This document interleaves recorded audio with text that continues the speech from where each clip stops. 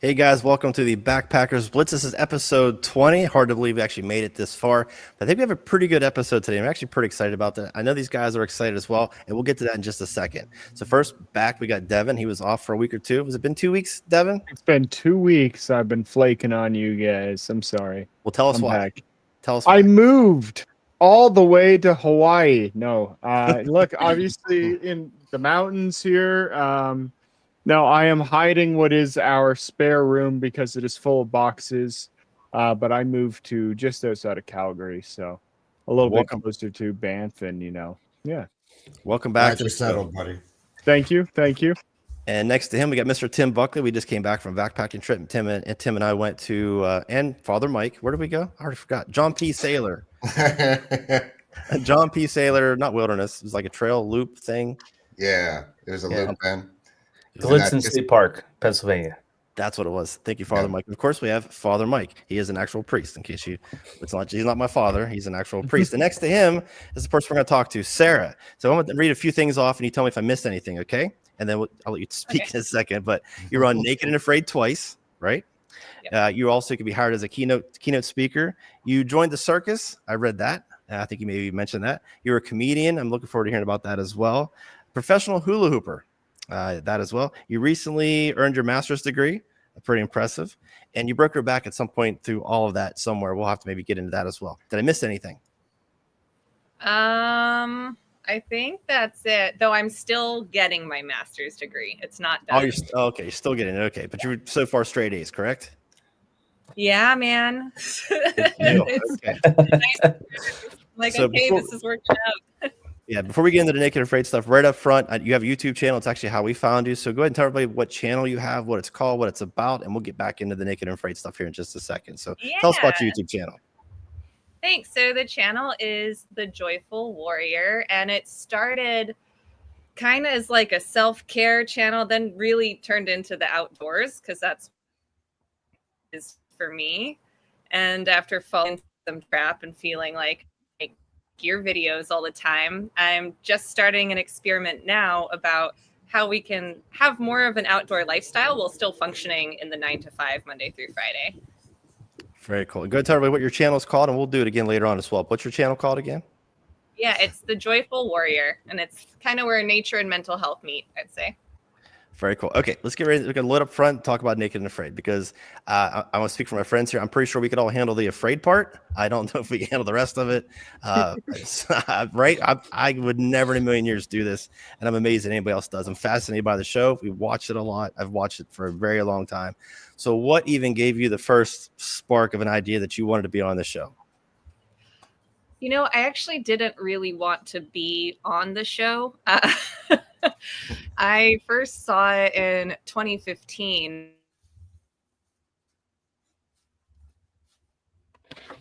She got scared stiff. Oh no, we lost her.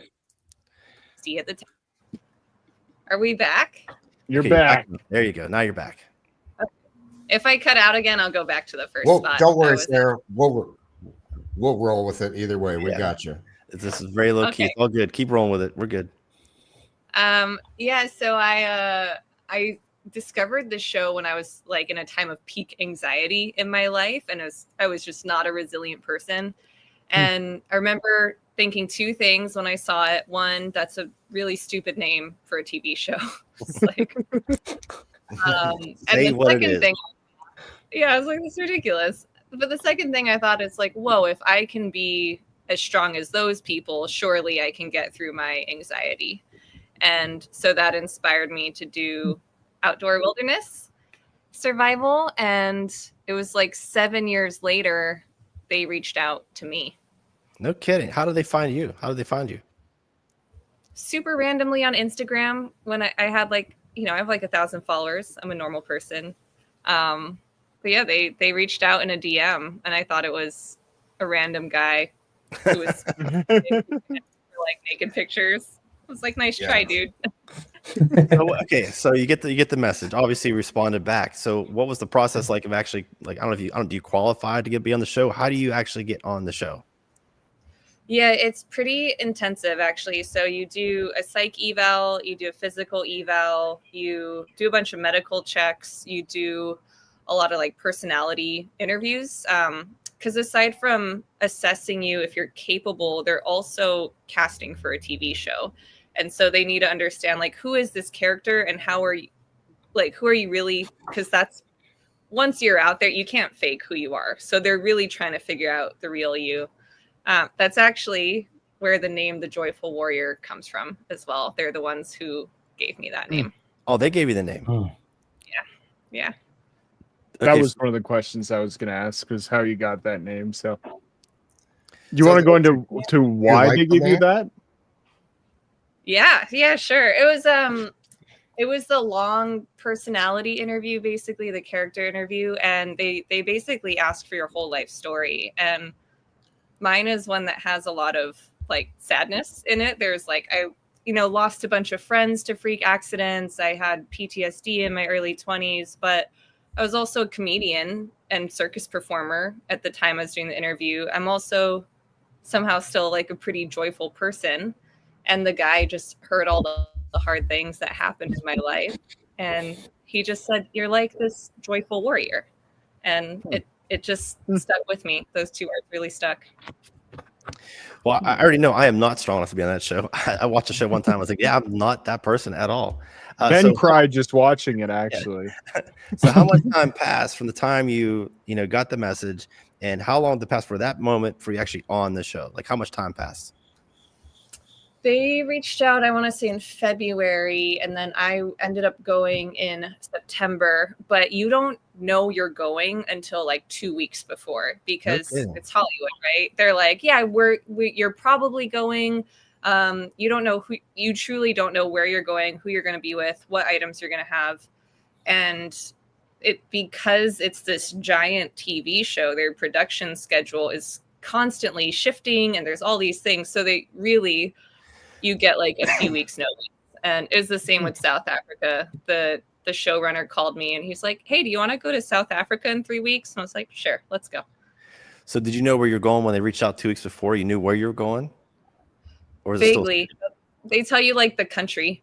But I mean, I remember for Trinidad and Tobago, I was like, okay, is it Trinidad or Tobago? Because they have different wildlife. And am I in a mountain highland, or am I in a marsh, or in the jungle, or the beach? Because all of those are very different survival situations.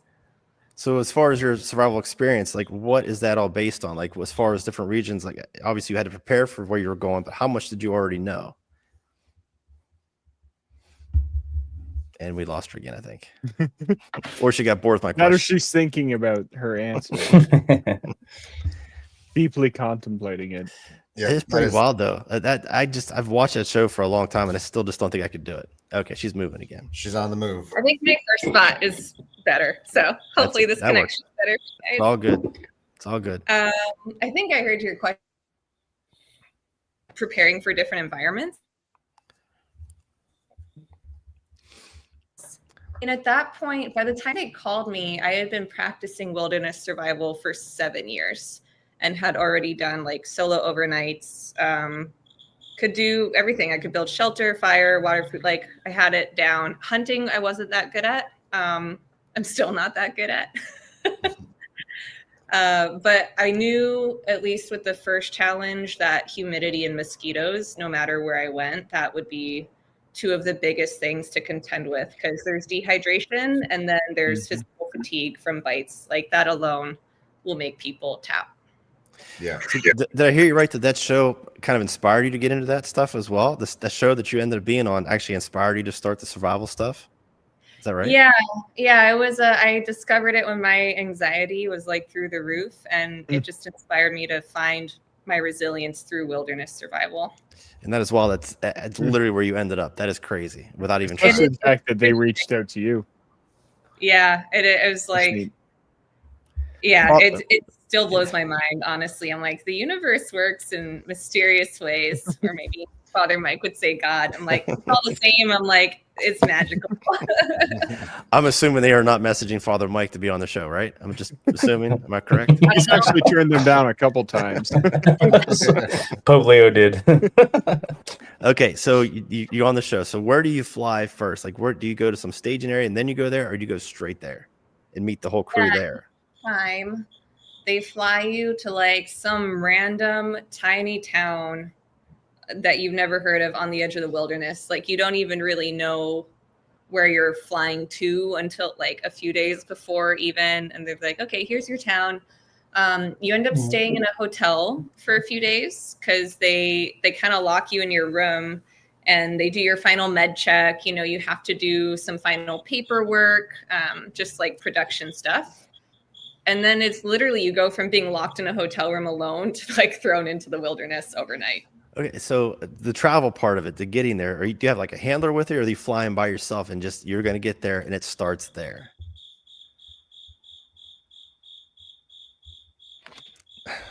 The cricket makes it so breaking much up better. again. There's a cricket. Final destination. I'm so sorry we're breaking up so much. I think It's my okay. little island internet. All right. It's all good. It's good stuff. Whenever you don't talk, it's funny because there's a cricket in Tim's room. So when you disappear, the crickets go off, and it just makes me like feel very self-conscious. Like my questions suck so bad, the crickets just go off. I have them trained to do so. They're trained. Okay, so you get there, you're on the ground, and I mean, I'm not sure if I saw your episode or not. I definitely watched your YouTube videos, but I have not. Me and Tim tried to find it online. We couldn't find any of the episodes without having to pay for it. But go to walk us through like what's going on in your mind when you go on a Jeep or on a boat. Like, how did you get to the first location? The first location was a boat. The second location was a truck. And each time I was just like it's weird because on one hand, there's like a whole camera crew there, right? Like I'm on the boat in Tobago and there's another boat with a camera crew in it watching me as I'm just taking this in of like, okay, we're going towards a valley. Do I have to go up? Do I get to stay on the beach? And I'm very much in troubleshooting mode instantly. But then I also have to do like a soundbite for the camera. And they're like, wait, say that again, but this time say it this way. And I'm like, okay, but I'm trying to figure things out right now. Yeah. That leads me to my first question. So how much, and I know it's real, like I've no doubt about that, but when do they stop talking to you and how often do they kind of talk to you throughout the show? Like how often is there interaction with you and when do they stop at first?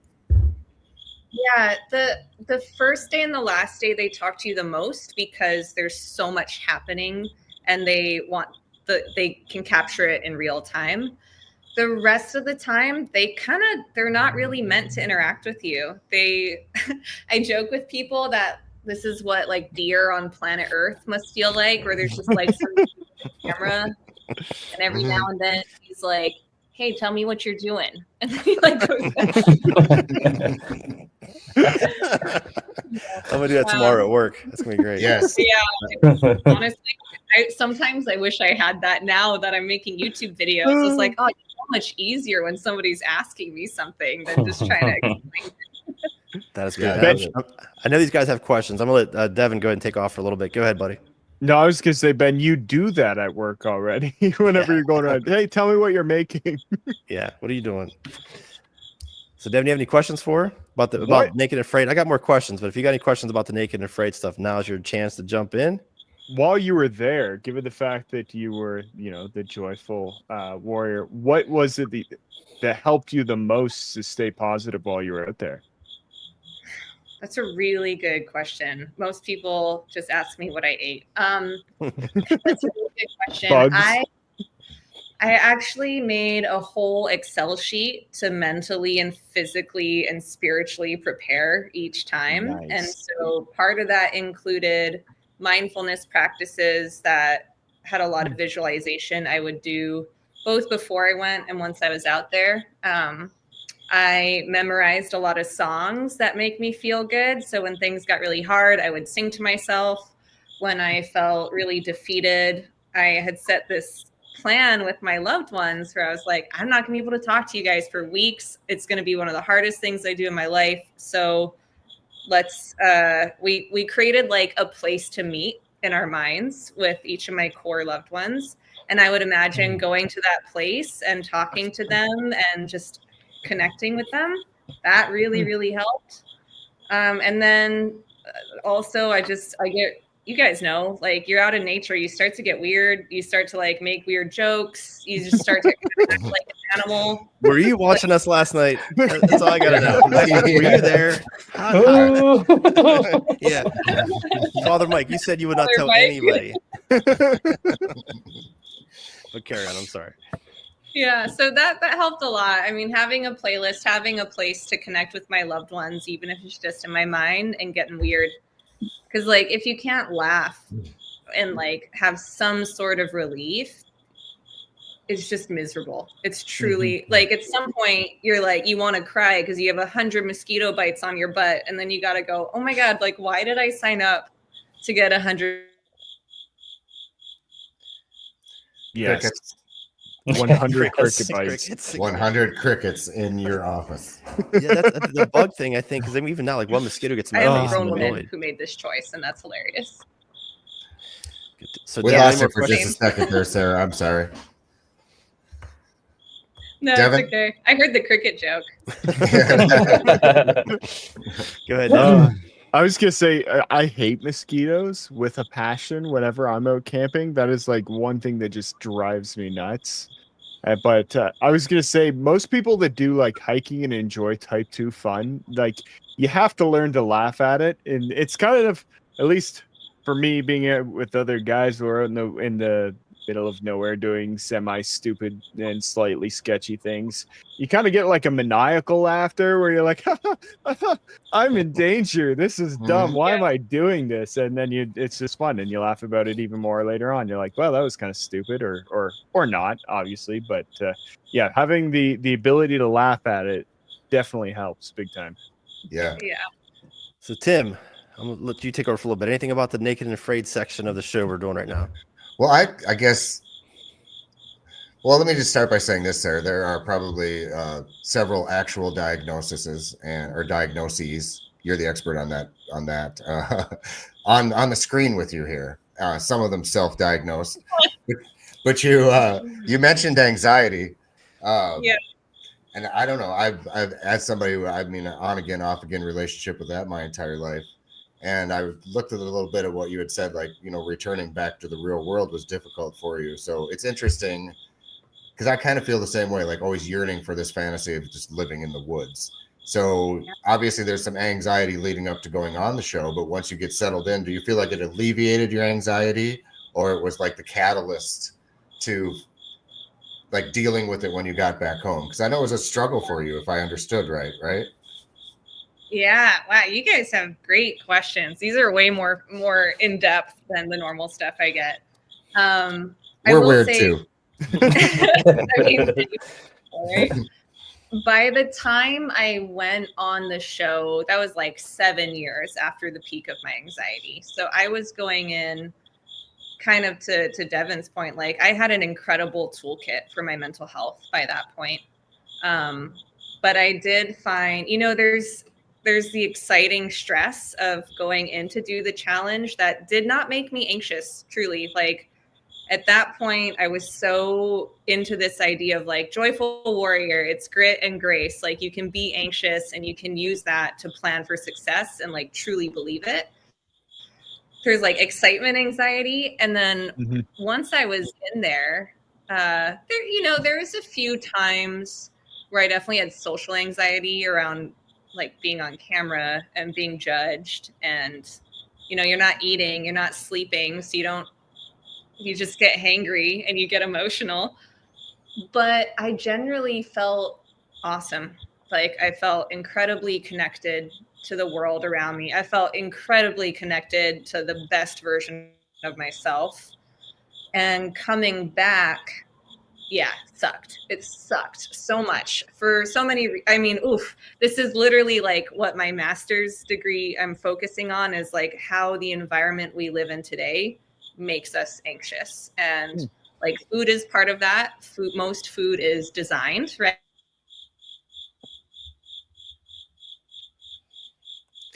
That cricket might have to be. Yeah, so guys, while we're waiting for her to come back, if you have any questions for her, put them in the chat. There she is. So real quick, Before you jump back in, so if anybody has any questions at all, feel free to put them in the chat, and we will jump those in the chat at some point, or put them in the live stream. But go ahead, Sarah. Go ahead. It's funny because you guys don't freeze for me. So I can still see all of you when I go away. Yeah, but you're in Hawaii, so you know. Yeah. Yeah. Yeah, I don't know where I got cut out, but the short version is the environment of the modern world innately makes everybody anxious. Like our brains are designed to respond to threats, right? But it used to be like one big threat every few weeks, like in survival, like a tiger, like the crocodiles outside my shelter. But when you come home and there's like a siren going by, and then there's 10 dings on your phone, and then all your emails, like that makes everybody anxious. And I definitely felt that. Well, here's a quick question. So to go into public places like Walmart, did that affect you more than just being back home? Was it like around other people maybe you didn't know? What was that experience like? It was weird, man. I knew it was not like Walmart, for example. I was like, I'm not going in Walmart for like 3 months. Like, I'm not going to Target. I'm not going to Walmart. I'm going to go to a farmer's market. Social media was really overwhelming. And like, I think we forget how much it's in our DNA to read people's faces. And when you're on an application where you're literally seeing hundreds of faces and different emotions, it's really taxing for your brain and your emotions. Okay, so we saved Father Mike for last. So Father Mike, got any questions loaded up? Take it easy on her. Okay. Yeah. Okay. So what's the best part of Sarah and the worst part of Sarah that you found during the show? Dang. That you had to bring back into the real world? He is a priest, after all. Deeper than the Pacific Ocean separating us. What? Okay. Okay. What is the best and worst Sarah I found while out there? Is that right? Mm-hmm. Yeah. Yeah. Whew. I gotta think about that. What about when you watched it play back? Did you pick up something? Is that along with Totally what Mike's saying? Those are Mix those together. Did you see something bad or something good? Mix it in there with what Mike asked. Wow, that's really That's you know a good question, too. This isn't a direct answer, but I think it gets at it. Yeah, Loafer says confession time. It's true. The hardest thing in my first challenge was like really came out in a different way in my second challenge, and it's honestly still very painful to watch. But in the first challenge, it wasn't that bad. Like my back hurt and I pretended I was doing okay when I wasn't. So it's just like denying my own pain. But in the second challenge, I had a partner who was you watch my episode, you're like, wow, that person seems difficult. In real life, it was so much worse. Like I couldn't believe how kind they were to her in the edit. I was like, I cannot believe they showed this. And so it's really hard to watch me overextending myself and like not validating my own discomfort and just trying to push through. Cause like, I'm a big believer in like pushing through, but there's certain things that you just shouldn't, they take away from your authenticity and from your self-care, you know? Stand up for yourself. Yeah. Yeah. And it was tough with the second challenge too, because we were two women. And so I think if it had been a man, I wouldn't have worried and I would have just like probably scolded him, laid it out. But I didn't want there to be two women bitching at each other on TV. So I really, I didn't take care of myself emotionally on that one. Well, and that's an overload of things to navigate. I can relate. That would be not relate necessarily, but empathize. And wow, that would, you got to constantly be thinking about what are people going to think. I would overanalyze that, I think. So give yourself grace. And while trying to, survive as well, like on top of that, you're trying to balance that as well. Yeah, I was gonna say that was part of the survival part of the thing, is just surviving that interaction with that other human being. I would think that's part of the whole point, right? Yeah. So Was that good or bad? So would you consider that the worst part of you while you're out there that you're disappointed? What was the best I'm part? not proud of. Yeah, that's the part where I watch it and I'm like, that was a difficult experience, so I took a lesson, you know. So back to Father Mike, what was the best part? Oh man, can I swear on this? Yes. Yeah. Sure. The best part of me is the Father, part plug your ears. like does not give a fuck, you know, like she's like, I'm gonna do what I want, I'm gonna do it my way, I don't care that the cameras, like there were so many times you get weird, you just get weird. I remember like on my first challenge loving this this hardwood we found, and I took like 2 days to chop it because I just wanted to take it home to make a knife handle, and I finally got it, and I just started like dancing in the rain, and the camera crew was like, what is she doing, you know? Just being totally free, and that was the majority of the time. I wasn't worried about what people were thinking about me at all, and I was just having fun. That's the best part, is doing badass things and having fun. Yeah. So you've been on the show twice. So you were with a guy the first time and a female the second time. So was it just two people both times? No, so it's just me and this guy Frank the first time, that we were set up to like hate each other and we became buddies. And then the second time it started with me and another woman, and then halfway through we met up with a guy. Okay. Did the guy change the dynamic of the whole thing, or did it make it worse? This is candidly. Yes, candidly. But I was just like, by the time we got the guy, I was like, finally, like look at the spread of this group. Like, this is very typical for me, where I'm usually with a bunch of dudes. I'm like, let's just do stuff. Let's go have fun. I was really excited. We had a guy who wanted to go out and do survival, because my partner, for her, survival was like having a spiritual journey that involved not helping with most things we needed to survive. But then on the second day with the guy, he just pooped out, and the two of them just like slept and talked about movies most of the time. Like they definitely pitched in, but they were mentally somewhere else. They wanted to rest, and I wanted to go hard. Yeah. Okay, guys, any other questions about Naked and Afraid? You guys have any questions you want to throw in that we skipped over? Yes. Was there anything big that you learned between the first time and the second time you're on there? Is there anything you took from the first time that you're like, okay, second time when I'm going back to this, I need to make sure that, I don't know, I do this or that, or again, this is an indirect answer, but I think the biggest lesson between the two is you cannot truly succeed without a beginner's mindset.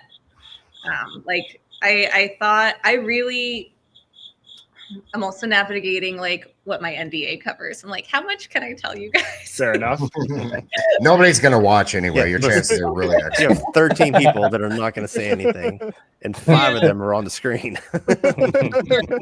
I'll say, like, anytime I thought I knew what I was doing, even if I was right, kind of going through the world with this attitude of like, I got this in a way that made assumptions, was never good. But anytime I was like, okay, I got this skill set, what is the situation telling me? Like, that slight difference of curiosity is the biggest lesson, I think. Okay. All right, so I got another question for you. And you guys could think of another one here in a second. But so out of all the other skills I've read earlier, you were a keynote speaker. You've done that. You joined the circus. You're a comedian, professional hula hooper. Obviously, you're educated. So and you broke your back. Which one of those skills helped you most in this challenge, in these challenges? Oh, gosh. Besides being a survivalist and doing all that kind of stuff, what other How skill to did you clown learn? around. Was it the comedian side of you, where you just learned to deal with the people you just met, or what is it? What was it? It might be comedy. Honestly, I think it's probably something you didn't list. Like, I think the anxiety and like my mental health challenges were my biggest asset.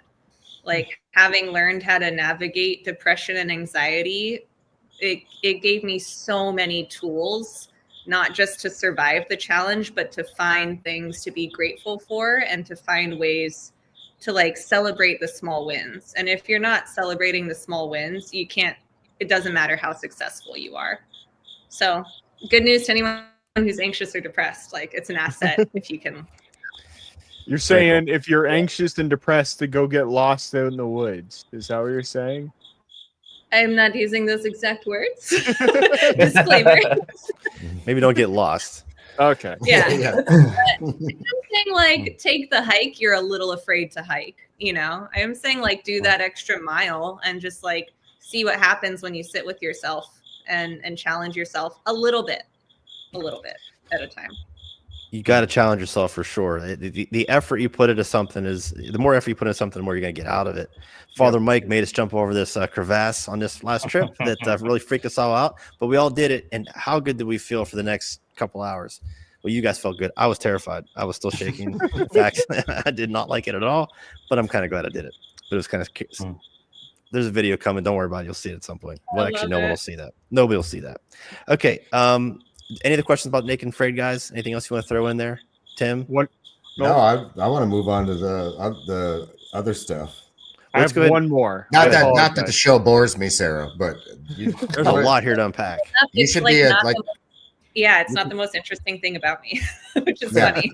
That's fair. You could be like the Dose, you know, the Dose Keys commercials, the most interesting person alive or whatever. Yeah. You might get an Instagram DM from them as well, because this resume genuinely is like the most interesting resume I've ever seen in my entire and honestly, life.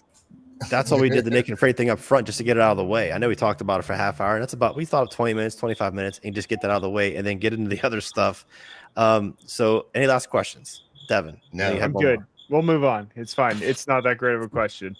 Okay. Okay. We're gonna wonder forever. You have to ask. Go ahead and throw it out. I was just gonna say, what advice would you have given yourself for like now going back to your first time on the show? What advice would you give yourself? Honestly, I think the first time I nailed it. I like prepared perfectly. I had the right attitude. The second time, I would give myself advice, and I would say, like, just because you succeeded the first time does not mean you know what you're doing. Like, the social part came to bite me so hard in the second one. So just say, like, humble yourself, girl. Like, beginner's mindset.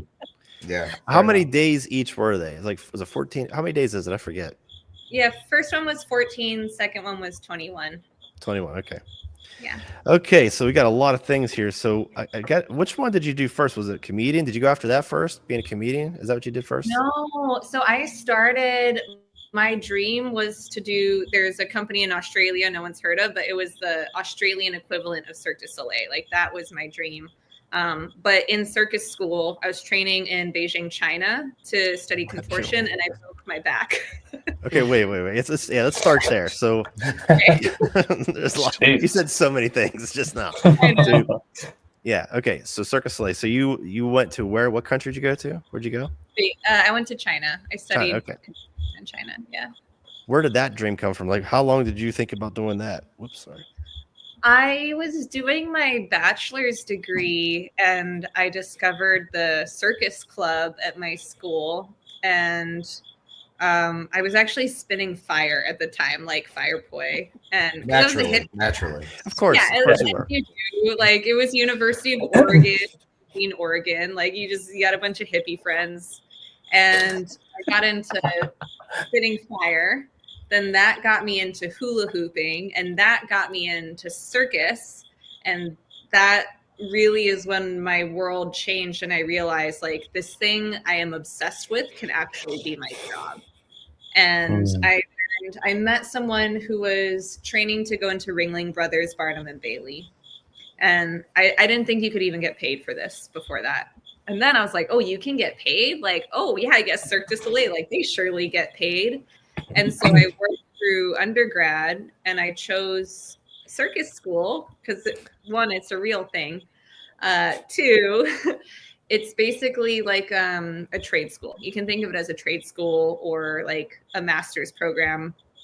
And I wanted to go to China because I was a late starter. Most people in acrobatics start gymnastics when they're 5. I was starting at like 18 years old. So I wanted to go somewhere hardcore. I also wanted to go somewhere I could actually afford, which was basically China. And I went, and about 6 months in, I broke my back. So how did you break your back?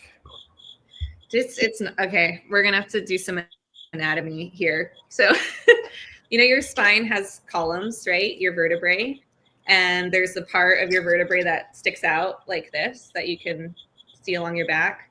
So the break I got was basically here between the stacking section of my spine and the part of bone that sticks out. And it was a stress fracture. So it happened over time. And what they told me is that my muscles along my spine were pulling so hard and got so strong so quickly that they actually were starting to pull the bone apart, which is Oh insane. man. So Not ideal. Did it just start hurting over time, or was there a moment where it was like this is happening right now, like when you noticed it? Okay, so this is the crazy part. It did start happening over time, but there's a few factors we need to consider. Number one, they don't speak English where I went to school. Like, I learned Chinese while I was there. There was like one person who spoke English who was not a teacher. So communicating pain was challenging. The second thing is I was 21 and dumb. So it's like, oh, this pain must be that I'm weak and I need to train harder. And that went on for a while. And I was getting really good. Like, I could put my feet on my head in a back bend. I could almost sit on my head. With a broken back. Well, it made it easier. Probably did. Oh my goodness. But it did get to a point where it was like what I now know is sciatica pain, where I was getting sciatica pain, and that's when I really had to stop. And by the time I got an x-ray, the fracture was already healing. So I had actually trained through a broken back. Wow. Yeah. What doesn't kill you makes you stronger. Yeah. Or not. The definition right there. Okay, so you went through that. So what was next after that? Was the hula hoop thing after that? Was the comedian thing after that? What was after that part? So hula hooping was always part of it. My dream going to China was to be a hula hooping contortionist. So be able to do like handstands, handsprings while hula hooping. But you didn't start any of this until you were 18? You didn't do any of this until you were 18? I want to say it was about 18. Yeah. I have a really obsessive personality. So like if I like something, you hide it very well.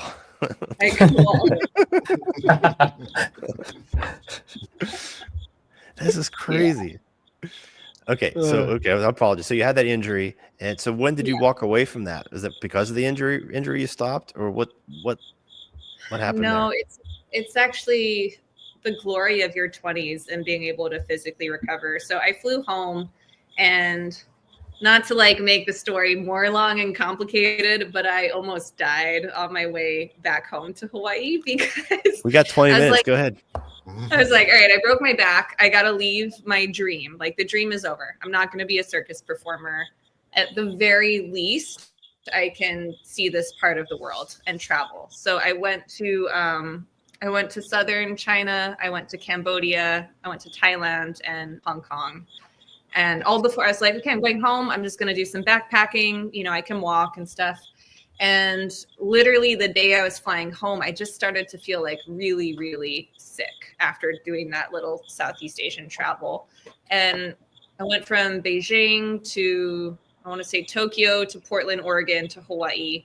And in Portland, Oregon, I couldn't make my connection because I had a fever of it was like 103 and going up, and I was starting to hallucinate, and I ended up in the ER, and then I ended up in quarantine for a week, and my family got the call of like, we don't know what's wrong. You guys you might have to say goodbye, like come see her. So my whole family flies to Oregon. And they thought I had bacterial meningitis, which will like kill you in a few days, but I didn't. It turns out I had chikungunya, I had hemorrhagic dengue fever, and hepatitis E all at the same time. Holy cow. I can't even pronounce half of what you just said. I didn't even know there was a hepatitis E. Overachiever. That's what I really am. Yeah. That is crazy. Jeez. Okay. Yeah. Obviously, you survived, right? I'm assuming. I'm actually- She's there. She's I here. am the new AI. Yeah. Okay, so you get through all that. What is the thing you get into next? Did you carry on with that a little bit more, or did you go into the comedy at that point? What was next? Yeah, so this is actually all before my career even started. This was all like the prep for career. And I very briefly, like, I thought the performing dream was over. But because I was in my early 20s, like, I recovered pretty quickly. Like, within a few months, I was starting to do cartwheels again. And I could still hula hoop really, really well. And the short version is like, I got a job teaching math. I was like not happy. And I'm also bad at math. And a friend of mine, It actually almost killed her. a friend of mine told me about an event in Europe that you could get a scholarship for contemporary dance and hula hooping. Super obscure. But I ended up getting the scholarship, going to Europe, and I saw my first ever street show, like one person comedy circus show. And that was it for me. I was like, screw Cirque du Soleil. I'm too injured anyway. Like, this is cool, because it wasn't just circus. It was getting to talk to people and connect with people and make them laugh. And I ended up never flying home. I called my parents and I was like, this is my last chance. I'm going to make this work. See you when I see you, basically. So I moved to Berlin and I started my performance career writing one-woman shows. So that's where the comedy came in. So the comedy was part of the shows you were doing. Yeah, the comedy basically was to compensate for my lack of acrobatic skill. Makes sense. Yeah. Okay. Does anybody have any questions up to this point? It's a lot to unpack. Father Mike, No. any questions? I know you do. I think Father Mike almost went to that same school that you went to, right? And he said he had to go to the priesthood thing instead. So It's called a seminary, Ben. thank you. The priesthood school thing. Sorry, I'm not good at math either. My bad. Okay. Wow. That You want me to ask a question or no? I do. Yes, Yes, please. please. Okay. What if you could go back and talk to the old Sarah when she broke her back and was flying back, what would you tell her now? These are all really good questions. I would tell her she has no idea what's around the corner. I wouldn't want to spoil it. I'd just be like, girl, you got no idea. Just keep taking care of yourself. Magic's going to happen. Yeah. Am I crazy to think though you wouldn't change anything? It seems like you've done a lot of stuff in a short period of time where I can't imagine you have many regrets, because it kind of led you down this crazy path of all these experiences that we're sitting here like fools. Like, okay, I went backpacking yesterday and walked on a flat trail for 2 days. It was nothing. It was so boring. You've done some crazy stuff. I'm assuming not many regrets, right? I have no regrets. I mean, I'm not going to lie. Like, there were a lot of parts of my last 12 years that were incredibly difficult and were That's like some of them. Yeah, I mean, this is kind of like my ethos of Joyful Warriors. I don't seek out horrible experiences other than Naked and Afarid, but that's like different category. But I do believe that, like, the harder you fall, the more capacity you have to jump up. I really see life as this trampoline where, like, yeah, I broke my back, and that is why I discovered comedy and got to write these one-woman shows that helped me connect with like thousands of people around the world. And I never would have done that if I had like the perfect acrobatic training, you know? So you're in, was it Germany you said you're in doing all this? Yeah, I started my career in Berlin.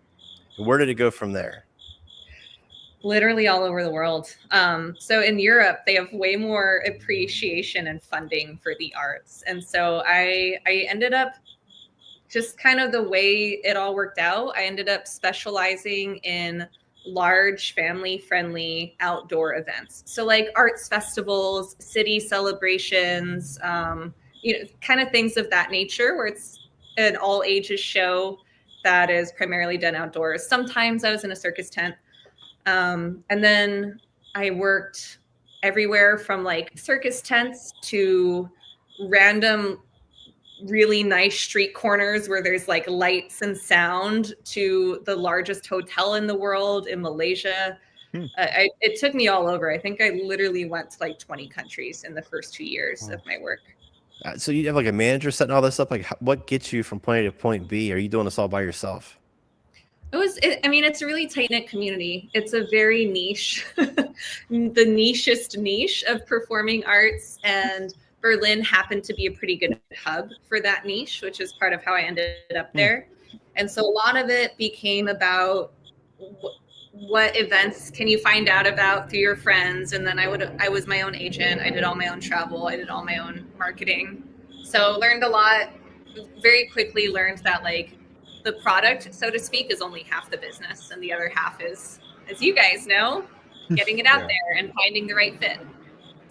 So somewhere in all there, you got the survivalist bug. You got into that whole thing. At what point did you start focusing on survival skills and all that? Did you come back home? Did you do it while you're out on the road? Yeah, it was about, so my career started full-time in 2013. Also had some really hard things happen in 2013. So by 2015, that's when I really started getting into wilderness survival. And it was always like, until Naked and Afraid, it was always just for me. Like I never taught it. You know, I occasionally would meet some other bushcraft people, but you know, I go backpacking a lot. That's with friends, but survival was just like, it was my church, you know, it was my little place to go and commune and heal and connect to myself.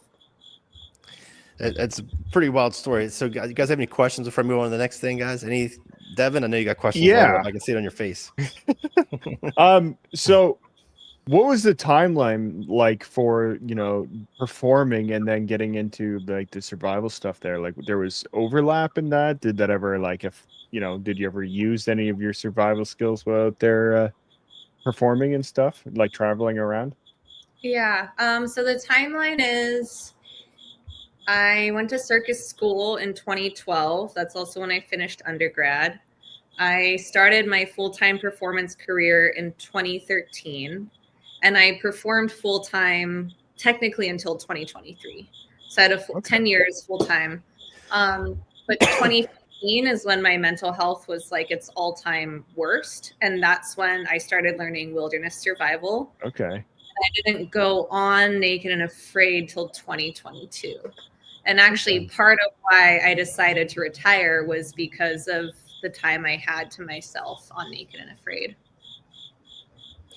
And we're going to get to what you're doing now here shortly. So Tim, any follow-up questions, buddy?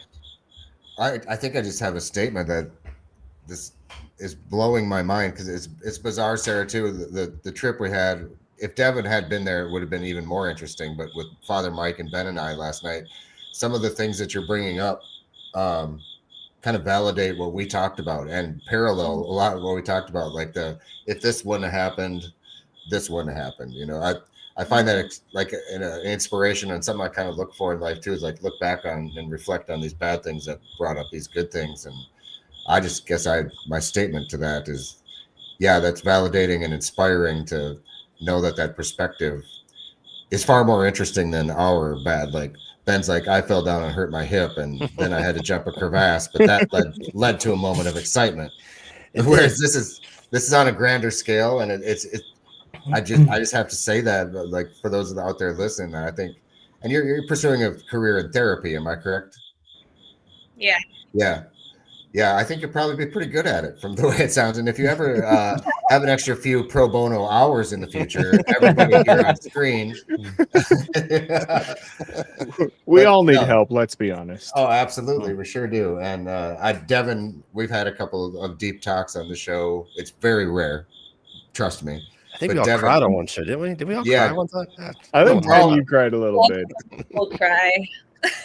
We're all kindred spirits on here, and it's a weird moment of timing that you came on the show. It's just bizarre. That's all I have to say. I have 1,000 questions, and we don't have that much time. Tony has a question. So Tony, whenever, Sure. sorry, Tony says no regrets, but is there anything with the information and knowledge you have now that you wouldn't have done? I thought that was a good question. No, I wouldn't change. There's some things in that timeline that are like for sure the worst thing that happened to me, but I'm like, well, it's just part of my story. Like all of life is a story, you know, and not that we want bad things to happen, but have you ever read a book that's like, oh, this person wanted this thing and then this good thing happened and then this good thing happened. Everything was amazing. Like that's a boring story. I think I know some people like that. Yeah, the most interesting people, like you can make mistakes. Mistakes don't equal regret. At least they don't have to. For the most interesting people I hang out with, Father Mike and Tim, Devin, these are good people. I know they've made mistakes. They've made a lot of mistakes, but I doubt they have like many getting regrets. on here every week. Yeah, choosing to do this show with me was probably a mistake, but they don't regret it. They keep coming back. Okay, let's go back to your YouTube channel. You're doing a little experiment right now. Why don't you tell us about the experiment you're doing on your YouTube channel or what you have coming up? Let's talk about that. Wait, can I actually like go back just one step? Because I just have to acknowledge what Tim said because it hit my heart and I don't build him up any more than he already. Don't do it. I want Tim to know he does a good job here, but if we build up too, he may leave me. So be careful. Just be careful. You know what time we spend tearing him down all the time? No, I'm just kidding. Yeah, once in a while I get one, folks. Continue, Sarah. And I'll thank just you. say that, you know, I think it's not every day, but it is often. And maybe this is like, I'm so curious having a priest here, if this is like what we consider miracles or what hippies call manifesting or what Carl Jung would call synchronicity in psychology of like, there are these little hints in our day-to-day path where there's alignment or coincidence like this. And you're just like, oh, it's so crazy that we met. But at the same time, it's like, of course we met. Like that's, I don't know. I wanted to name the very real human connection part of that. I'll bring Father Mike in just let Father Mike. He mentioned something last night about realignment. Like you're going through your life, you're just constantly realigning. And you talked about that a little bit last night, and it was pretty insightful. He probably already forgot what he said, but it meant something to me anyway. You make little mistakes, realign. Yeah. No, I use the analogy my buddy told me was like God's like a GPS, and he's constantly recalculating. Yeah. You know, and God's destination for every one of us is to fully become ourselves and fully be alive. Right. And so like every action is not right or wrong, but rather one step closer to who we're actually called to become. Yeah, I love that. And it actually now leads in perfectly to Ben's question of like, I've been feeling that on my YouTube channel where, you know, I think especially today, it's like if something is successful, like they say like keep doing that, you're good at that, keep doing that, but like that doesn't always feel authentic. It doesn't always feel fulfilling. And I've been finding a lot of success on my YouTube channel teaching people survival skills, teaching outdoor skills, and I genuinely love doing that. But then my GPS was saying like, well, you're also dedicating your life to being a therapist, and like I love these conversations. I love talking to people about their life. I love talking about what's happening under the surface and finding ways to bring lightness to that. And I think the outdoors is one of the best ways to do that. It's like that quality time, those quality connections you have with your friends. So yeah, just there's something to be said about just doing hard things, whether it's Naked and Afarid or, you know, backpacking or running or anything like that. Like yeah. And having that time, especially when you're out like backpacking and stuff, of just self-reflection to be able to think, get away from all the noise. Like we were talking earlier about social media and stuff. Like there's so much of our time that's just filled with, I don't know, garbage and with noise. And it just like, even like I'm an HVAC technician, so I go around fixing furnaces, air conditioners and stuff. And a lot of the day I have like headphones in, whether I'm listening to a podcast or music or whatever. Usually it's podcasts or books, but there's always something there. And to one of the songs that I really like is the 21 Pilots song of Car Radio. And it's he's like, somebody stole my car radio and now I just sit in silence, and now he's stuck with all his thoughts. And you have to confront those things when you're out in the middle of nowhere alone or even with someone, but you know, you're just walking quietly. you got your voice in your head, and that's about it. You can kind of Mm. reflect on stuff, and it's good. I like Tim was saying, we've all had the conversation about, depression and anxiety. All of us can kind of struggle with that to certain degrees at one time or another. And backpacking was one of the things that definitely helped, at least for me. And I know for the rest of us as well. Absolutely. Yeah. Absolutely. Yeah, Sarah, thank you for sharing. Like it kind of touched me too that I have this ministry that kind of started where I take people backpacking. I teach them how to backpack, but it's very intentional, and so it's very spiritual. And so we ask questions around the campfire, like what mountain are you climbing in your life? What what's the good and bad? And so I just sent out this email to 8 guys. I'm going to take them to the Grand Tetons next Sunday, and I was like, guys, I don't care how high we climb, but how deep we go. So like the questions are like, up on the mountain, what's the worst thing I'm going to find in you? And what's the worst thing you're going to find in me? Like, we're just going to go there. So just really deep questions of, kind of brings it out in you, like once everything's stripped away. So yeah, I just resonate with what you're doing, what I'm doing, and what we're all doing. So that's awesome. I love that. I love that. That's like so much what I want to do with my therapy practice, which is like, I'm trying to figure out like, how do I talk to that through video? That's like such a challenge in my life right now, because my favorite thing is doing wilderness rite of passage work, and often how that has showed up is I teach people survival skills. They come for a few days and we do council, which is what you're talking about. It's what humans have done for thousands of years, sitting around the fire. Now we do it on StreamYard, and we just like really hear each other and be like, what's up? What's going on? Honestly. I love that. I love that stuff so much. And so for you, it's through priesthood. For me, it's going to be through therapy. That's awesome. So guys, I'm going to jump in real quick. Go ahead. Well, I need to add so I can get some attention on this too, Ben. Just hold on one second. I'm just kidding. I know, but I'm answering your question in the chat. I saw that. So we're going to come back to Sarah because I know we do an hour show, but if it goes a little bit over, not a big deal. I am doing a 20% off code for the next 20 minutes. Somebody asked about it in the chat. I kind of forgot about it. Yeah, the code is no regrets. That's with an S. No regrets for 20% off for the next 24 hours. I'm putting this in the chat right now. Did you spell it right, Ben? I probably did not. No regrets. No regrets.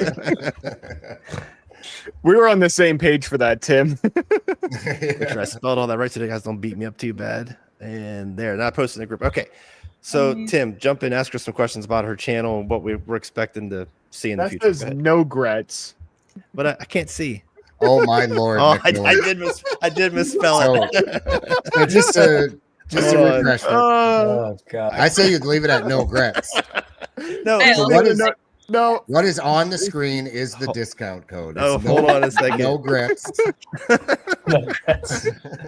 I was trying to do 10 different things. Can you get that tattooed right across your chest, Ben, please? This is what's funny. I typed it wrong on the computer. I literally typed it wrong on my phone too when I put the code in. I did it wrong. I did 2 different misspellings on the same word.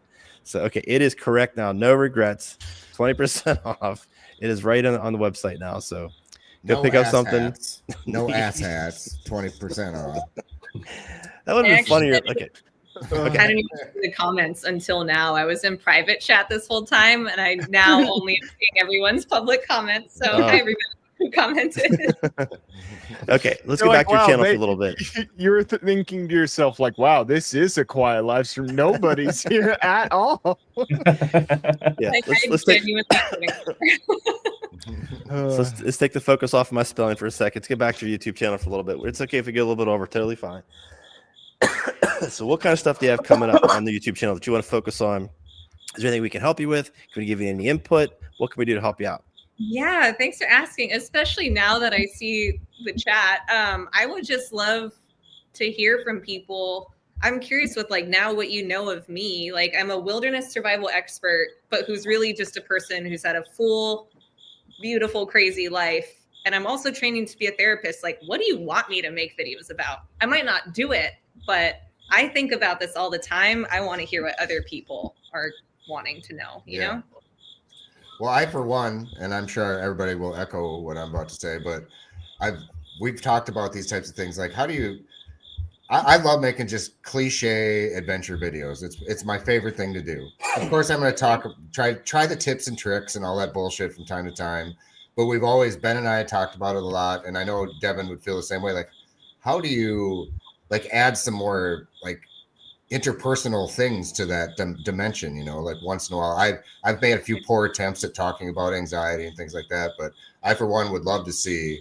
Yeah, just kind of like meshing that, because as we all know, I think we're all on this screen for the same reason. We get an immense amount of things out of nature, and we talk about, you know, our stuff sacks and our backpacks and our tents and stuff an awful lot. But why we're spending $4,000 to hike into the woods, and what does that do for you? And I think that's something. I'm sure you're probably 2 steps ahead of me on that, but that would be something I'd like to see somebody do it well, because I don't know that that's been done, and maybe I haven't discovered it. But yeah, you're a good speaker. I think you could really mesh those 2 worlds in a very eloquent way. Thank you. I think you said it so well, because like that is what I want to do. But then I get in the how. I'm like, okay, well, it's a YouTube video, so is it 10 ways to convene with nature? It's like, how do we tell these stories in an authentic way, right? That really give the adventure and talk about the interpersonal stuff. I love that. Yeah. We do talk about this a lot. Like we have a lot of friends that have big YouTube channels who work it really hard, but it's a job where they have to really be in tune with what the customer wants versus what they want. And then they suffer long term. You see them really struggle with that. And it's just a job. It's just $1.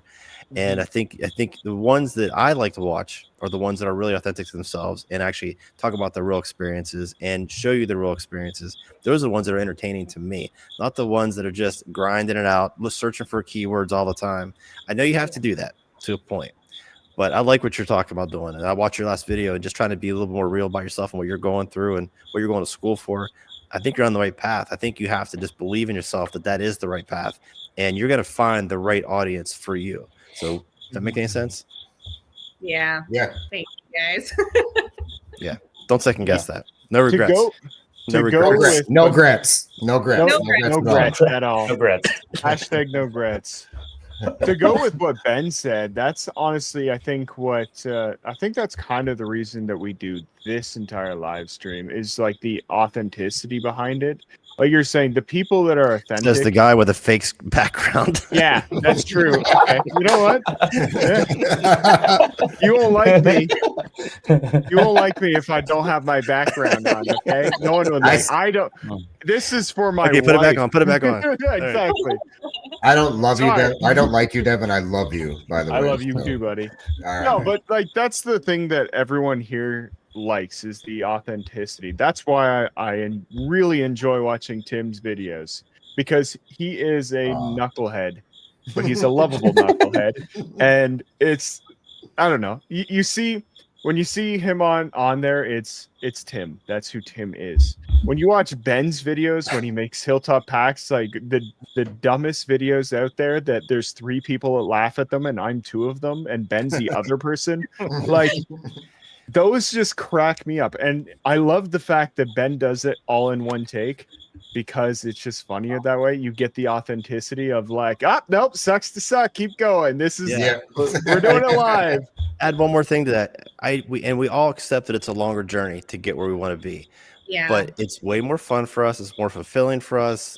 And you can say authentic, that's fine, but we just get so much more out of it. I know there's people in businesses just like mine who went a lot faster, a lot harder, and took a different route, and they got to where they wanted to be a lot quicker than I did. But I feel a lot better about what we're doing here. You know, I don't want to get into too much business on this thing, but me and Tim talk about it all the time, and we're staying true to from day one. We haven't really changed our message in 6 years. It's still the same stupid way we market the company.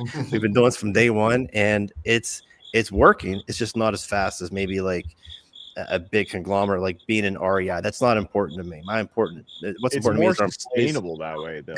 I think you're not going to burn yourself out as much. It's harder to get knocked off when you have true people behind you who really believe in you and appreciate what you're putting out in the world. You're gonna have a harder time being knocked off from whatever peak you're reaching for, if that makes any sense. Yeah, it does.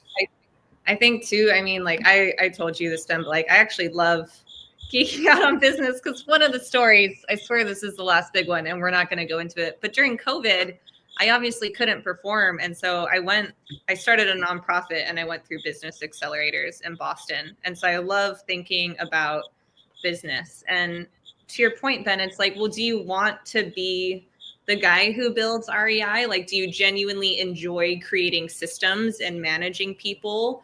Or do you enjoy like a little bit of that and a whole lot of team and a whole lot of community? Because like for some people, it's a good idea to be a CEO.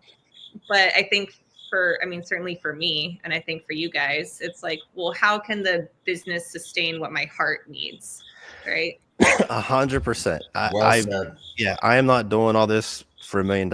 I'm doing this. I really do enjoy the process of what we're doing here and the journey of going from point A to point B, wherever that ends up being. I really do enjoy this. I know you don't know a whole lot about Hilltop, but Tim could probably back up on this, but I think we've built a pretty good culture of what we're trying to accomplish. And I think we're doing it pretty well within what we're capable of.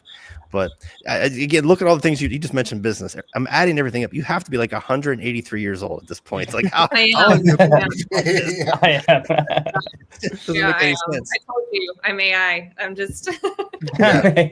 Jeez, well, Loafrex, thank you for that. By the way, we appreciate your support, buddy. He's always on his chats, and he's a good guy. So, and that's another reason why we do these. Even though if 2 people show up, we're still gonna do the same show. If 100 people show up, same show. We want people to have access to me and Tim and Devin, and of course Father Mike if he's going to be here. But we want to keep that thing going as big as we get. We still don't want to lose that approachability from people. So you can certainly grow your channel faster. It really just kind of depends on what you want out of it too. Totally. Just don't sell your soul in the process. Totally. And like, I think also just as a culture, we need to be more okay with not knowing what we want. Like, I'm somebody who's clearly, if I'm passionate about something, I know what I want and I'm going to go do it. But I'm also, as I get older and moving away from like this 20-year-old hustler, I'm like, I know what I want, but I'm not in control. Like, I realize I can't control everything in my life. And if I leave space for the universe to like tell me what's going on, I'm probably going to have a better time. Things also don't have to be perfect though, because I mean, like, to your point, like a good plan today is better than a perfect plan tomorrow. So don't be afraid to start following stuff, even though you don't have a perfect, idea, everything laid out in an Excel sheet of how you're going to handle things.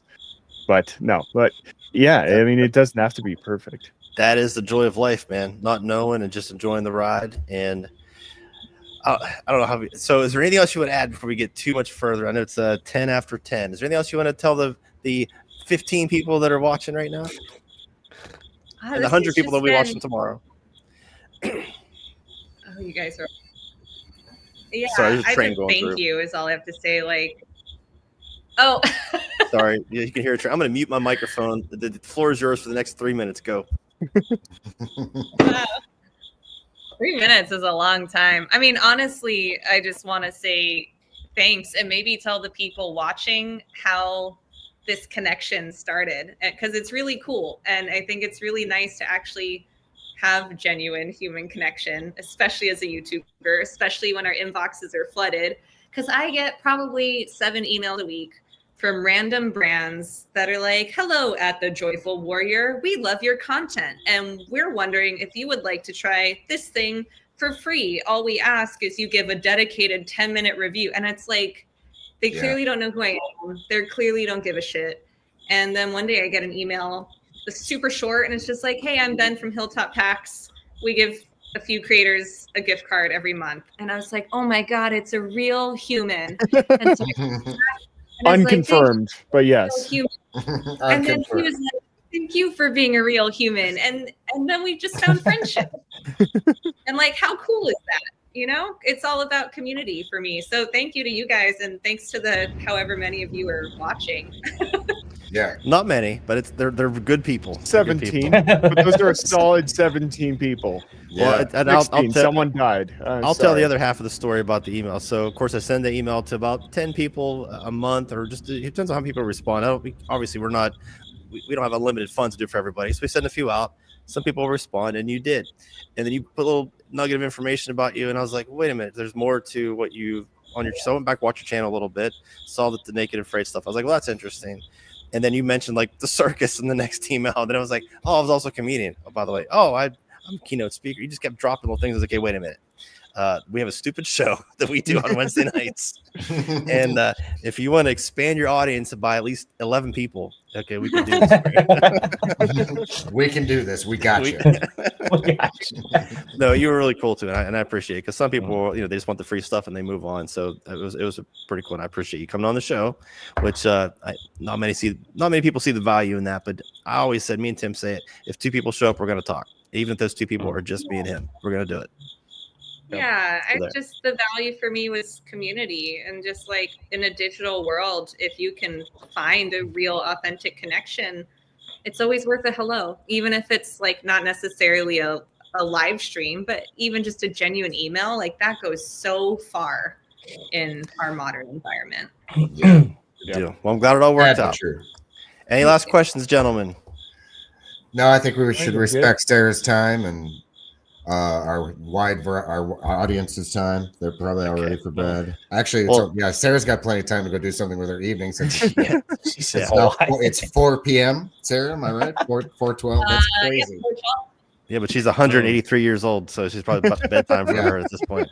But I live like an old woman. Like 8 p.m. Like my friends are like, you want to go to a movie? It starts at 8. I'm like, get out of here. No. Like, no. Yeah. Is it on my couch? If no, then no. All right, guys, we're going to go around. Everybody can explain where everybody can find you, and then we're going to end with Sarah. We'll talk more about her channel, and we're going to end it right there. So, Devin, where can they find you? You can find me on Instagram at Salmon Outdoors. Mr. Buckley.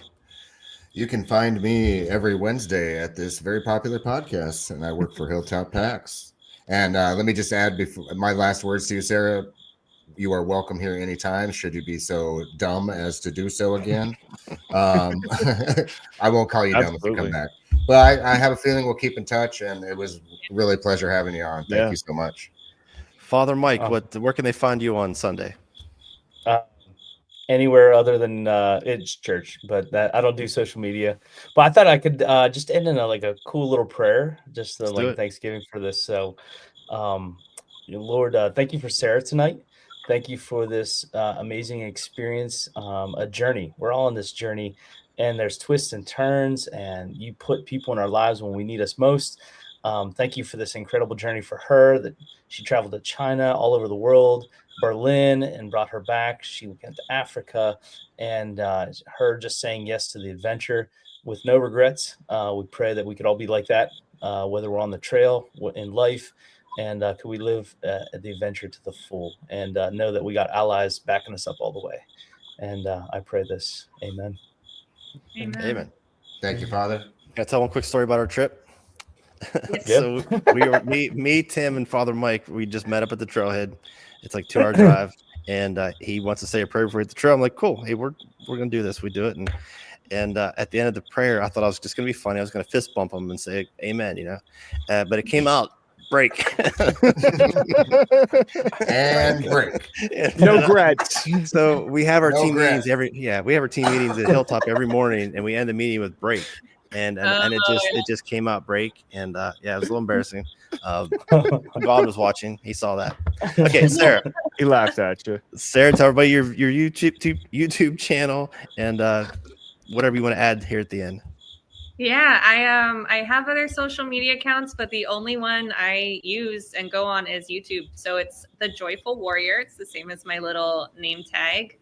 And just come say hi. I love seeing people in the comments. And while she's frozen, there is a get to know me. You can go on my website. Did I freeze? Just for a second. You're good. Go ahead. Carry on. That was basically it. Just come hang out on the channel, and my website is also my name. It's just my first and last name. Very cool. There's also a link to your YouTube channel on, I believe, in the description of this video if you're watching on YouTube. So definitely go check her out. A lot of good stuff. A lot of stuff that's going to inspire you to get out and just do something and live life. If this whole conversation hasn't inspired you, I don't know what's wrong with you. This is pretty crazy how much stuff you have done. You have done more in your life than we've all done combined together. So you guys hang tight here for a second. Don't go anywhere. We're going to end the show right there. But guys, thanks you so much for watching. That code for 20% off is no regrets. No regrets for 20% off for the next 24 hours. Guys, thank you so much for watching. We got 2 or 3 more shows left before the end of the month, and then we're going to take a month off. Sarah, thank you very much for joining us tonight, and you guys stay right there. Guys, we'll see you later. Bye, everybody.